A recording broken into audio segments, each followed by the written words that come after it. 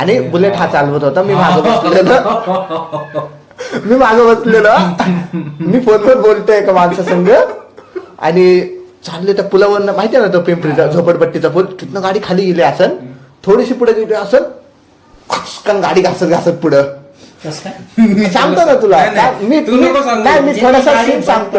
नाही मी तुला सीन सांगतो. आणि गाडी घासत चालले आणि मी तिथं असं पडलोय. ठीक आहे, मी पडलोय असा आणि मी फोनवर बोलतो पडलोय. आणि मी मला वाटतं 4-5 पावलं गाडी घासत पुढे गेला असत. मी तिथं पडलो, मागणं एक रिक्षावाला आला, मला उचलले. हा, आणि मी तेवढ्या मिनिटासाठी ब्लॅकआउट झालं. काय झालंय काय की मला समजत नाही, मी गाडीवर होतो, खाली कसा पडलो. आणि हा असा आहे ना भाऊट्यात, हा मला बघतो, हा तिथनं पडला आणि हा पटकन उठला.